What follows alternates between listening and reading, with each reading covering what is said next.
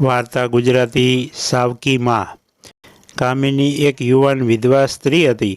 તેના મરતા પતિને તેણે વચન આપ્યું હતું, તમે તમારા દીકરા બદ્રીની જરાય ચિંતા ન કરશો, હું એને મારા પેટના દીકરા કરતાં વધારે સાચવીશ। બદ્રી કામિનીનો સાવકો દીકરો હતો। બદ્રી કામિનીનો પોતાનો પુત્ર ન હતો, છતાંય તે બદ્રીની ખૂબ જ સંભાળ લેતી, તેને ખૂબ જ પ્રેમ આપતી। પરંતુ બદ્રી વધારે પડતા લાડ તથા નાની ઉંમરે પિતા ગુજરી જવાથી બગડી ગયો હતો। તેને પોતાની નવી માં સહેજે ગમતી ન હતી। કામિની કાંઈ પણ કરે તો બદ્રી તેનો ઊંધો જ અર્થ કાઢતો। ઘરમાં પૈસા આવે કે તરત તે ઉડાવી દેતો।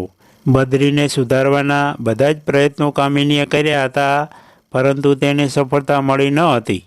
કામિનીના ઘરની પાછળના વાડામાં રોજ એક સાપ આવતો। કામિની તેને દૂધ આપતી।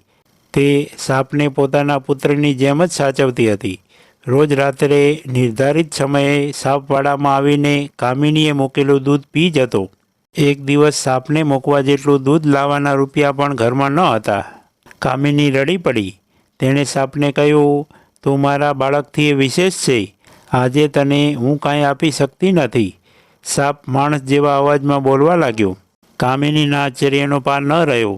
સાપે કહ્યું, તું ચિંતા ન કરીશ, કાલથી તું રોજ મારી પૂંછડીમાંથી 1 ઇંચ ભાગ કાપી લેજે, એટલો ટુકડો સોનાનો થઈ જશે, એ વેચીને તું શાંતિથી જીવી શકીશ।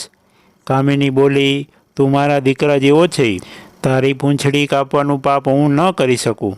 સાપ બોલ્યો, તે મને તારા દીકરા જેવો માનીને આટલા વર્ષ મારી સંભાળ રાખી છે, હવે તારી સંભાળ મારે લેવી જોઈએ। મોટા ભાગના લોકો સાપથી ગભરાય, તેને જોતાં જ પકડીને મારી કાઢે। તે મને ખૂબ સાચવ્યો છે, તું મારી પૂંછડી જેટલી કાપીશ તેટલી ફરીથી ઉગી જશે, તેથી ચિંતા ન કરીશ। કામિની માંડ સાપની પૂંછડી કાપવા તૈયાર થઈ। પૂંછડી કાપતાની સાથે જ સોનાની થઈ ગઈ। એ સોનું વેચવાથી કામિનીનું ઘર ચાલવા લાગ્યું। ઘરમાં પૈસા આવવા લાગ્યા, તેથી બદ્રીની જરૂરિયાતો પણ વધવા લાગી। તે વધુને વધુ પૈસાની માંગણી કરવા લાગ્યો। કામિની પૈસા ક્યાંથી લાવતી હતી તે બદ્રી માટે એક મોટો સવાલ હતો। એક દિવસ તે કામિનીની પાછળ રાત્રે વાડામાં ગયો। તેણે સાપ અને કામિનીને વાતો કરતા સાંભળ્યા। કામિનીને તેણે સાપની પૂંછડી કાપતા જોઈ। તરત જ પૂંછડીનો કટકો સોનાનો થઈ ગયો। હવે બદ્રીના લોભિયા જીવે બીજી રાતની રાહ જોવાની હતી। બીજે દિવસે બદ્રીએ કામિનીને ઓરડામાં પૂરી દીધી। તેણે કામિનીની એક સાડી પહેરી લીધી અને વાડામાં દૂધ મૂકવા ગયો। નિયત સમયે સાપ આવ્યો। સાપ શાંતિથી દૂધ પીતો હતો ત્યારે બદ્રીએ 4 ઇંચ જેટલી પૂંછડી કાપી કાઢી। સાપે તરત જ ફૂંફાડો માર્યો। તેણે તરત જ ખ્યાલ આવી ગયો કે કામિનીના વેશમાં બદ્રી આવ્યો છે।